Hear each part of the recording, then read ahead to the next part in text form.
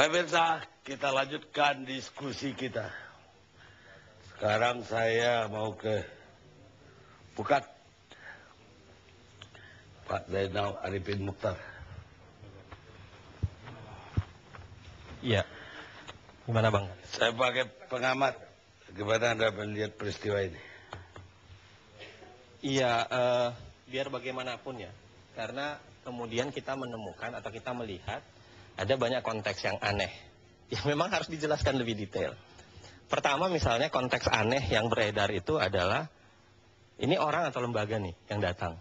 Tadi ada beberapa klarifikasi yang menurut saya sudah menarik. Mengatakan bahwa enggak, ini orang, ini kunjungan biasa belanda. Tapi itu penting. Atau pertanyaan berikutnya, ini sidak atau kunjungan biasa misalnya. Karena itu beda. Ada perangkat perdebatan secara konteks hukum, kewenangan DPR barangkali bisa menjadi panjang. Kalau bicara soal sidak ataukah ini umum. Yang ini ketiga, umum jawabannya tadi. Oh iya, kalau umum kita bisa hilangkan. Tapi kan sempat di pemberitaan awal itu bicara soal ini adalah sidak. Dan terima kasih kalau kemudian sudah diklarifikasi bahwa itu umum. Yang ketiga tapi yang aneh juga, kita bicara soal timing. Timing yang kemudian lewat.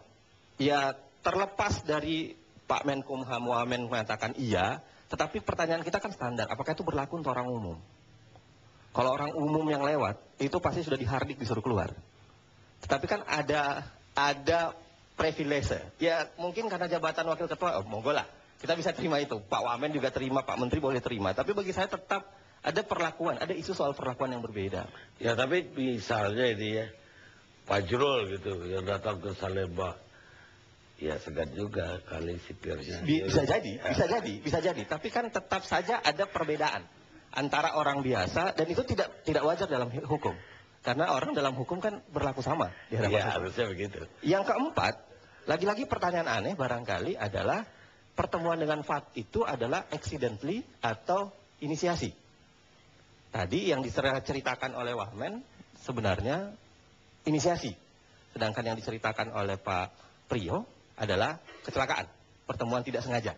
Nah, ini juga harus diklarifikasi. Ini aneh yang menurut saya hal-hal yang bisa menambah akumulasi pertanyaan orang terhadap pertemuan itu.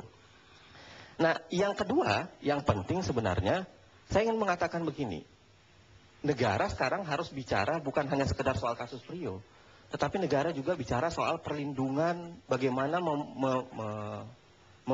membatasi atau bagaimana melindungi saksi-saksi yang kemudian sangat mungkin berubah, sangat mungkin dipengaruhi, sangat mungkin diapakan. Karena negara juga tidak terlalu kuat melindungi itu. Sekarang kita bayangkan, ada banyak sekali saksi yang beredar, ada banyak sekali saksi yang ada. Dan itu rentan sekali untuk didatangi, dipengaruhi, diubah pendapatnya, diubah keterangannya, atau kemudian diubah cara pandangnya. Saya memberikan contoh misalnya Yulianis.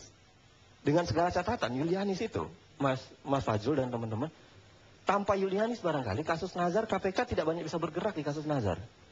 Dia kemudian memegang begitu banyak nama dan yang bisa disebutkan, termasuk nama yang ada di ruangan ini sebenarnya, yang itu mendapatkan dana gitu dari Nazarudin. Tapi tidak usah saya sebutkan lah, tidak usah disebutkan lah. Jadi itu kan rajin, tetapi orang seperti dia itu tidak mendapatkan perlindungan yang besar. Perlindungannya fisik kan, fisik semata. Tapi tidak perlindungan dari konteks-konteks lain. Atau yang, makanya Fat, dalam konteks yang bahasa saya Fat, ini kan orang yang masih sangat potensial untuk membicarakan soal orang-orang yang terlibat. Kalau kemudian negara tidak membangun proteksi terhadap orang-orang begini, tidak membangun bagaimana orang-orang yang diawasi supaya tidak mudah dikunjungi, tidak diubah pendapatnya, menurut saya ini berbahaya. Karena bisa kemudian mengganjal proses penegakan hukum anti korupsi. Kalau kemudian orang tidak dilindungi, orang yang kemudian punya potensi besar untuk berbicara banyak.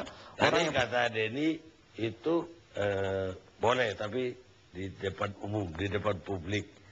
Itu kan juga semacam melindungi dari pengaruh. Gitu. Tapi Denny sendiri kan mengakui bahwa dia tidak mengerti siapa Fat itu. Barangkali dalam bayangan saya, kalau misalnya dia mengerti Fat siapa, barangkali catatannya akan jauh lebih panjang dibanding hanya sekedar membawanya ke ruang umum. Karena biar bagaimanapun kan bertemu itu adalah hal yang penting. Bertemu itu kan sudah mengirimkan sinyal sebenarnya. Bertemu, menyapa itu kan sudah ada sinyal sesungguhnya. Walaupun belum tentu membicarakan.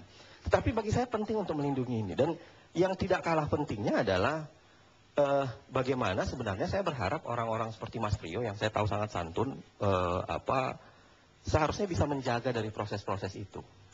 Seharusnya Mas Priyo kemudian menarik diri dari dari konsep-konsep kemungkinan besar yang kemudian memicu konflik of interest. Saya sayangkan betul kalau kemudian orang sekelas Mas Priyo itu kemudian melakukan blunder yang kemudian bisa diserang oleh setiap orang.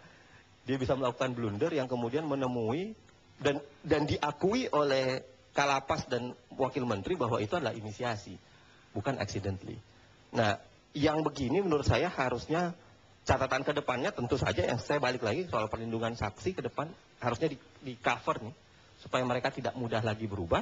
Yang kedua memang masih ada banyak catatan yang harus diklarifikasi untuk membuat publik tidak lagi mudah curiga. Publik, saya mengatakan publik, saya tidak mengatakan media tertentu, saya tidak mengatakan orang tertentu di Partai Golkar. Itu silahkan, itu urusan Partai Golkar, itu urusan Bang Priyo barangkali dengan teman-teman media. Tapi bayangan saya publik akan tetap bertanya dengan beberapa catatan-catatan aneh yang seharusnya bisa dijelaskan. Baik. Roderman kali mau jawab. Ya,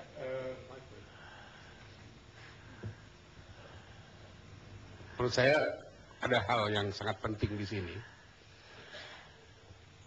Apa yang disampaikan tadi itu sah-sah saja.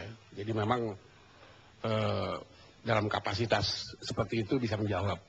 Tapi tadi juga sudah disampaikan juga oleh Denny Indrayana bahwa secara aturan, secara SOP tidak ada yang dilanggar.